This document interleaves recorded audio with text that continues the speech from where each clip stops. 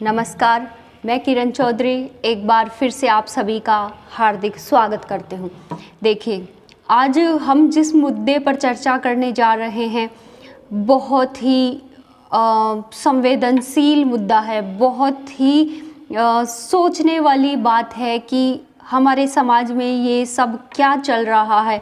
अगर हम न्यूज़पेपर पढ़ते हैं, न्यूज़ चैनल खोल के बैठते हैं, सोशल मीडिया पर चलते हैं, तो एक तरह की जो घटनाएं हैं वो लगातार हमारे सामने आ रही है और वो बहुत ही दुखद हैं। जी हाँ, आपने बिल्कुल सही सोचा। मैं बात कर रही हूँ हाथरस की बेटी मिनीषा। देखिए किस तरीके से उस बेटी के साथ गैंग रेप की घिनौनी घटना हुई। वो तो हुई, किस तरीके से उसको दर्दनाक मौत दी गई, रीढ़ की हड्डी तोड़ दी गई, जबान काट दी गई। तो ये चीज़ें मतलब लगातार हमारे सामने एक के बाद एक निर्भया आ रही है।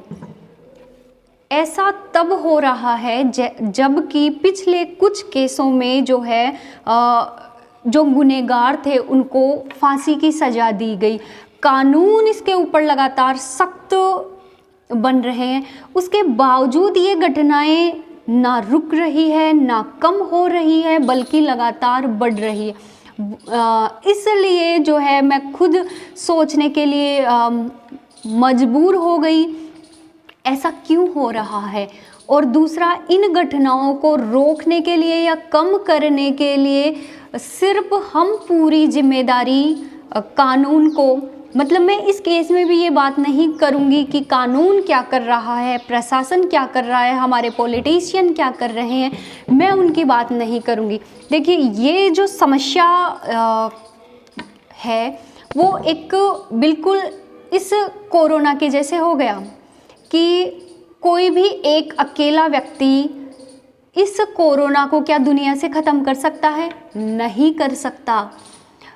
सिर्फ हम क्या कर सकते हैं, हम अपने आप को इससे बचा के रख सकते हैं। अगर हर एक व्यक्ति अपने आप को इस कोरोना से बचा लेता है तो पूरी दुनिया से कोरोना जो है ख़त्म हो जाएगा। ये समस्या भी बिल्कुल वैसी ही है, इसको भी हमें उसी तरीके से देखना पड़ेगा। देखिए, सबसे पहले मैं बात करूँगी कि ये जो लोग हैं जो इस तरीके की घटनाओं को अंजाम देते हैं, इनके जो है कहीं भी कानून का डर नहीं है, कहीं प्रशासन का, कहीं समाज का कोई भी डर नहीं है। तो हम क्या कर सकते हैं? हम पहली बात तो ये है कि जो कानून है उसको और सख्त बनाया जाए।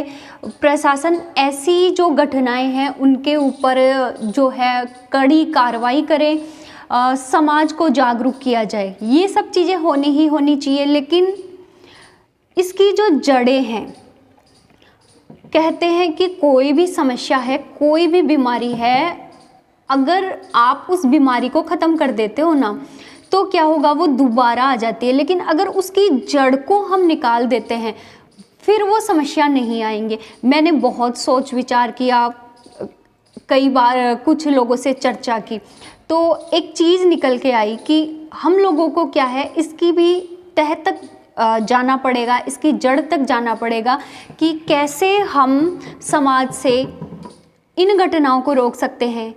ऐसी घटनाएं सिर्फ कुछ लोगों के साथ, किसी एक स्पेशल समाज की, देश की, ये पूरी दुनिया में ऐसी घटनाएं चलती आई है, आज ही नहीं हमेशा से।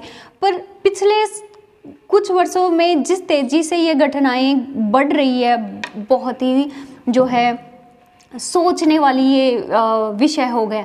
तो देखिए, सबसे पहले क्या होगा, मैं बात करूंगी कि कोई भी समस्या है उसकी जिम्मेदारी हम दूसरों को नहीं दे सकते उसको ख़त्म करने की। सबसे पहले जो महिलाएं मुझे सुन रही हैं, जो पेरेंट्स मुझे सुन रहे हैं, सबसे पहले आपके घर में जो भी जेंट्स हैं, पुरुष हैं, उनको ये समझना होगा कि जिस तरीके से जो लड़कियां हैं और लड़के हैं वो बिल्कुल बराबर हैं। लड़कियों को भी ये चीज़ समझानी होगी तो लड़कों को भी ये चीज़ समझानी होगी। शुरुआत हमें अपने घर से ही करनी होगी। आप अपने घर के जो बच्चे हैं उनको समझाओ कि जिस तरीके से आप अपनी जो बहन है, जो बेटी है, उससे आप इतना प्रेम करते हो, उसकी एक छोटी सी चोट से आपको बहुत दुख होता है, दर्द होता है, वैसे ही इस पूरी दुनिया की हर एक जो बच्ची है वो किसी ना किसी की बहन और बेटी है। तो जिस तरीके से आप अपने घर की बच्चियों की इज्जत करते हो, उनकी सुरक्षा की चिंता करते हो, उनके एक छोटी सी चोट से आपको इतना दर्द होता है, वैसा ही आप इस दुनिया की हर बहन और बेटी के लिए महसूस कीजिए। आप अपने जो बच्चों को संस्कार इस तरीके से दीजिए कि जो है वो लड़कियों की इज्जत करना सीखे। इसके साथ ही जो है आप अपनी घर की जो बहन और बेटियां हैं उनको ऐसे विश्वास दिलाओ कि आप लड़कों से कम नहीं हो। जब हम अपने ही बच्चियों पे विश्वास नहीं करते हैं तो वो खुद जो है गलत रास्ते पे चले जाते हैं, गलत हाथों में वो लोग चले जाते हैं और गलत संगत की वजह से भी कई बार ऐसी घटनाएं होती है। तो हमें उन्हें विश्वास दिलाना होगा कि हमें आपके ऊपर भरोसा है, आपके ऊपर हमें विश्वास है। और दूसरी चीज़, हमें जो है जो छोटी जो बच्चियां हैं उनका एक पेरेंट्स को अच्छा दोस्त बनना पड़ेगा। दोस्त बन के उनसे जो है उनके साथ होने वाली हर छोटी बड़ी घटनाओं की जानकारी लेनी पड़ेगी। क्योंकि देखिए क्या होता है कि कई बार जो बच्चियां हैं उनके साथ ऐसी घटनाएं, छोटी मोटी घटनाएं होती है और वो डर जाती है, पेरेंट्स को वो कह नहीं पाती है, ऐसी छोटी घटनाओं को वो इग्नोर कर देती है। तो उनके साथ ऐसी जो छेड़छाड़ की घटनाएं करने वाले लोग हैं उनके हौसले बुलंद हो जाते हैं और वो ऐसी घटनाओं को अंजाम देते हैं। तो हमें पेरेंट्स को अपनी बच्चियों का दोस्त बनना पड़ेगा कि ऐसी किसी भी जो भी छोटी मोटी घटनाएं उनके साथ घटित होती है उसकी जानकारी वो पेरेंट्स को दे और पेरेंट्स उनके ऊपर पूरा विश्वास दिखाते हुए जो है कार्रवाई करें। दूसरी बात मैं कहूँगी कि एक जो ये घटनाएं हो रही है, देखने में आया है कि ऐसी घटनाओं को जो लोग अंजाम देते हैं बहुत ही विकृत मानसिकता के लोग, जिनको इंसान कहना तो बहुत ही गलत होगा, और ऐसी घटनाओं को अंजाम देते हैं तो वो एक नशे में होते हैं। मतलब नशा भी इसका बहुत बड़ा कारण है, क्योंकि जब इंसान नशे में होता है तो वो भूल जाता है क्या सही है क्या गलत है। और जिस तरीके से रेप के बाद वो इन बच्चियों को दर्दनाक जो मौत दे रहे हैं उसके पीछे एक नशा भी बहुत बड़ा कारण है। तो ये जो इस नशे वाली समस्या को हमें ख़त्म करना पड़ेगा, इसे रोकना होगा, तब जो है ये समस्याएं कुछ ख़त्म हो पाएगी। इसके अलावा जो है क्या कर सकते हैं कि जो लड़कियां हैं वो खुद और उनके पेरेंट्स अपनी बच्चियों को एक इतना उनमें आत्मविश्वास भर दें, लड़कियां खुद भी इतनी कॉन्फिडेंस हो। एकदम मैं कहूँ कि हमें ज़रूरत है आज लड़कियों को शेरनी बनाने की, कि अगर उनके सामने छोटी मोटी घटनाएं आती है तो वो डर के नहीं बैठे बल्कि उन घटनाओं से लड़ने के लिए खुद तैयार हो। इसके लिए क्या हो सकता है, जैसे हम अपने साथ कुछ प्रोटेक्शन के लिए नुकीली चीज़ें, छोटे मोटे हथियार रख सकते हैं, जैसे पेपर स्प्रे रखते हैं हम लोग, जो है जूड़े कराटे का प्रशिक्षण ले सकते हैं कि ऐसी हल्की फुल्की घटनाओं से आसानी से निपट सके। इससे क्या होता है कि जब कोई छेड़छाड़ की घटनाएं होती है और वो लड़की कॉन्फिडेंसली एक बहादुरी के साथ उन लोगों से लड़ती है तो उनके हौसले वहीं के वहीं पस्त हो जाते हैं। और अगर लड़की गर्दन झुका के वो चीज़ बर्दाश्त करते हुए रोते हुए निकल जाती है तो उन ऐसे लोगों के हौसले बुलंद हो जाते हैं और फिर वो ऐसी घटनाओं को अंजाम देते हैं। तो हमें अपनी बेटियों को किस तरीके से पालना है, बेटियों को बेटियों के जैसे नहीं पालना, हमें उनको शेरनी बनाना है कि हर मुसीबत को, हर समस्या का वो है जो बिना डरे सामना करे। तभी ऐसी घटनाएं कम हो सकती है, रोकी जा सकती है। और ये जो विकृत मानसिकता के जो लोग हैं वो इन चीज़ों से डरेंगे, क्योंकि शिकारी किसे बनाता है? जब उसे पता है कि सामने वाला मेरे से कमज़ोर है, वो मुझसे डर रहा है, तभी जो है उसका इस तरीके से जो है उत्पीड़न किया जाता है। लेकिन अगर हम निकल रहे हैं, स्कूल जा रहे हैं, कॉलेज जा रहे हैं, कहीं भी जो है महिलाएं, लड़कियां और बच्चियां जा रही है और वो इस कॉन्फिडेंस के साथ बिल्कुल शेरनी बन के जा रही है, तो कोई उनकी तरफ आंख उठा के भी नहीं देख सकता है।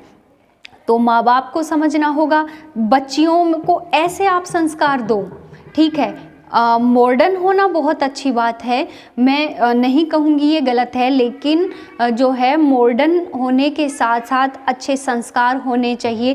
किस तरीके से हमें उठना है, बैठना है, बातें करनी है, बड़ों को इज्जत देना है, ये चीज़ें बहुत इम्पोर्टेंट हो जाती है। तो तभी हम इन चीज़ों को रोक सकते हैं। सिर्फ हम प्रशासन के भरोसे बैठे, कानून के भरोसे बैठे, तब ये घटनाएं नहीं रुकेगी। और ऐसी घटनाएं हो गई और हम सिर्फ प्रशासन की तरफ देखते हैं, कानून की तरफ देखते हैं, न्याय दिलवाने की बात करते हैं, कैंडल मार्च निकालते हैं, तो ऐसी घटनाएं जिन्होंने की है उनको सज़ा मिल जाएगी। पर जिस लड़की की मृत्यु हो गई, जिसने इस तरीके का दर्द झेला, ना वो वापस आ सकती है, ना उसने जो दर्द झेला उसे ख़त्म किया जा सकता है। और जो है आगे ये जो लगातार जो घटनाएं बढ़ रही है, ना उसे हम रोक सकते हैं।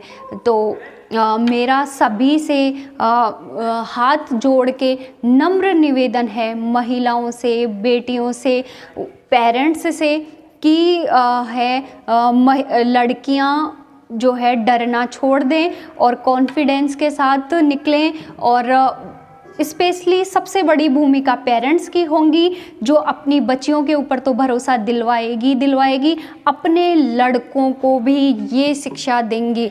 वो उनको जिस तरीके से वो अपनी बहन, अपनी बेटी की इज्जत करते हैं, वैसी ही इज्जत वो इस दुनिया की हर बेटी को दे, तो ये समस्या ख़त्म हो सकती है। तो ये मेरे विचार थे। हो सकता है आप मेरी बातों से सहमत हो सकता है आप मेरी बातों से सहमत ना भी हो। फिर भी आप एक बार ज़रूर सोचना कि क्या सिर्फ ये जिम्मेदारी हम कानून को दें, या हम सब की ये जिम्मेदारी है इन समस्याओं से निपटने की। और आप अगर मेरी बात से सहमत हो तो आप खुद भी जो है मेरी बातों पर अमल कीजिए और समाज के हर एक व्यक्ति तक मेरी बात को पहुंचाइए और उनको जागरूक कीजिए कि इस तरीके से वो अपनी मानसिकता को बदलें। आज के लिए बस इतना ही। धन्यवाद।